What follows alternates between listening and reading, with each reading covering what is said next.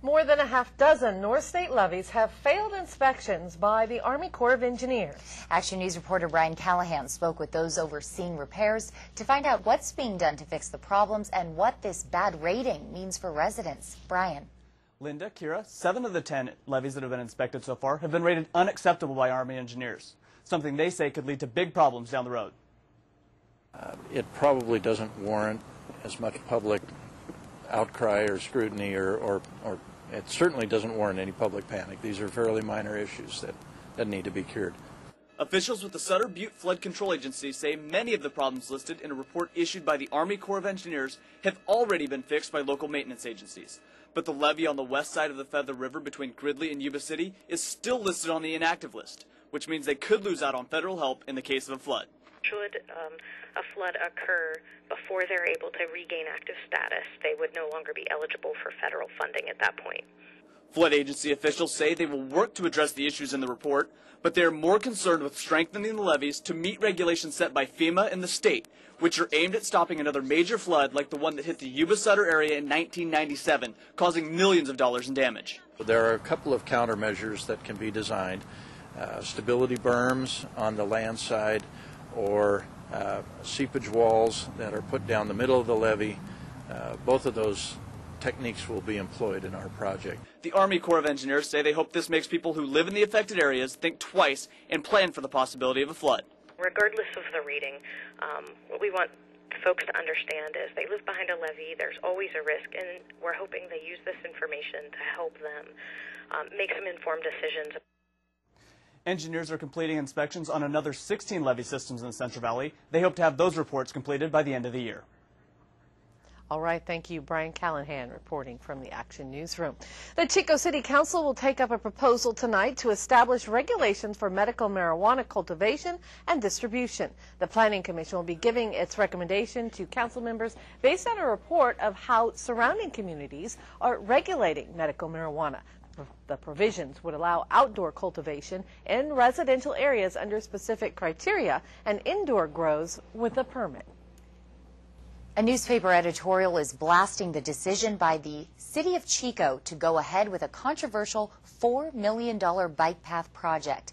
The controversy had to do with the fact that certain commission members weren't told about it until very recently. Action News reporter Court Klopping joins us to explain there was a reason this whole plan didn't go through the typical cycle. Court. That's right. Both sides agree the bike path will be a great addition to the city of Chico, but some members of the Chico Art Commission feel they should have been included in the planning process.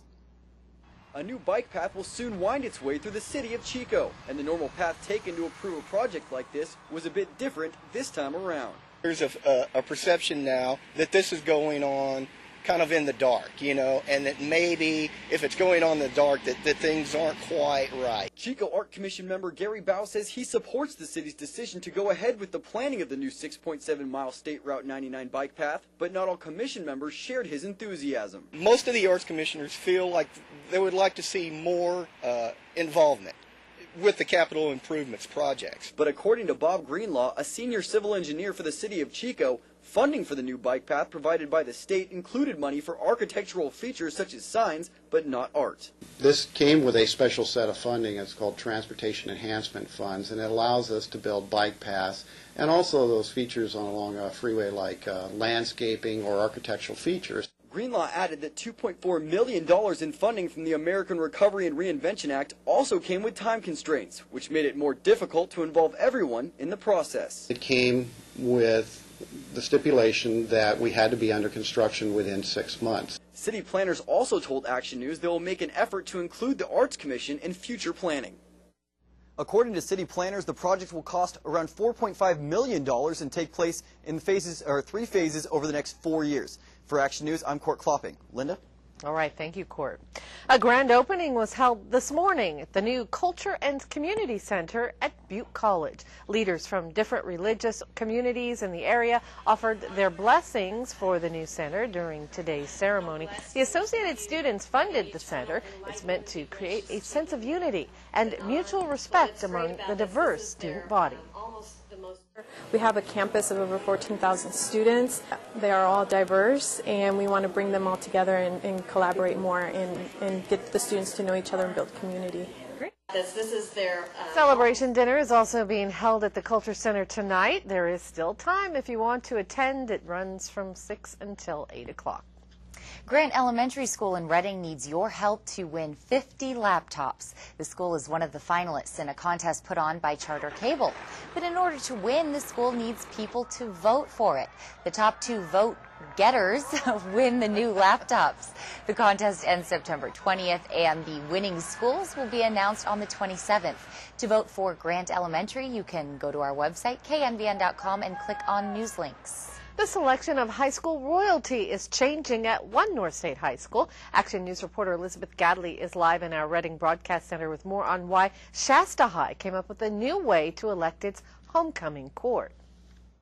Linda, it's long been said the most popular students are voted homecoming queen and king. At Shasta High, it had turned into more of a joke, and many of the students weren't laughing. It didn't mean anything anymore. It was like something that kids would turn down because they didn't want to be the subject of everyone laughing at them. It's homecoming week at Shasta High. That means school spirit, dress-up days, and of course, crowning the king and queen. But this year, the nomination process was a little different. No, it wasn't even fairness is the issue because, I mean, no matter what high school you go to, there's obviously some element of a popularity or likability contest. And, I mean, that's not the worst thing in the world, but it's basically making sure that a lot of kids they're not being made fun of. Something that was happening more and more over the years. You get a big group of kids together and they just nominate some kid that they the only thing should be there so that kids can laugh at them. Student government came up with a new nomination process to put an end to the pranks. Came up with the staff nominating students, and the staff was fine with it. They like having a say, and they know the kids pretty well. Students voted on those nominations and narrowed it down to 4 candidates per title. Now, getting crowned will be more of an honor instead of just a royal pain for some unlucky student. On an overall level, we're just trying to raise the spirit across campus. So, I mean, if this works out, then that'd be great. Well, today was Animal Planet Day, which is why you saw some of those odd get-ups. School officials say they didn't get many complaints about the changes. The Queen, King, and their court will be crowned at the homecoming game this Friday. Live in Reading from the Mount Shasta Mall, I'm Elizabeth Gadley for Action News.